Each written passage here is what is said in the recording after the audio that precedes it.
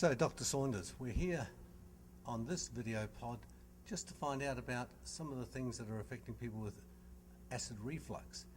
How many millions of people in the United States or around the world are affected by acid reflux?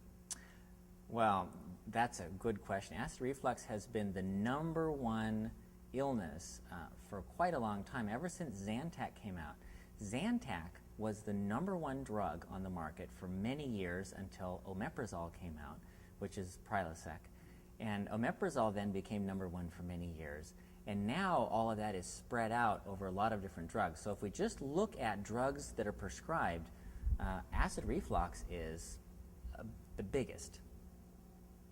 And what are the typical symptoms of acid reflux? People will often get heartburn. That's the #1 thing. Right, just heartburn. They'll feel a burning, the acid, especially after they eat. Sometimes at night, it'll keep them up at night.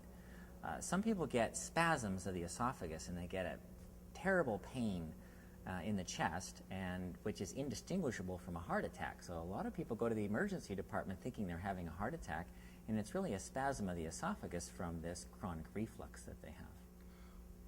What we do here at Natural E-Doctor is we're interested in any alternatives to prescribed drugs. Are there any alternatives to prescribed drugs for symptoms like heartburn, acid reflux? Oh yes, yes. There's many different ways. Just like with drugs, there isn't one specific thing that helps everybody. There's steps that you go through that you take. Some are herbs, for example. Some are vitamins. Some are other things. You can add exercise and decrease heartburn. Because if you can reduce stress, then you improve the function of that muscle that keeps the acid in the stomach. So stress reduction is another way of handling it on top of that. So there's a lot of different ways of doing it. We were talking before we came on air about a new technique, or probably an older technique which could be quite useful for someone who could be in a little bit of pain before they go to bed at night. What was that? People, Joe actually told me this, and I've tried it on several patients, and they say it works great. So it's actually a good thing to try.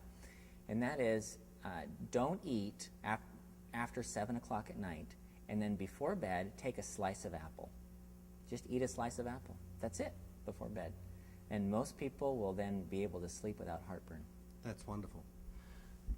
There is some more resources. If you go to the bottom of the page, there's more resources you can click on at the bottom, and you can find out reports and perhaps some other alternative medications which you can consider.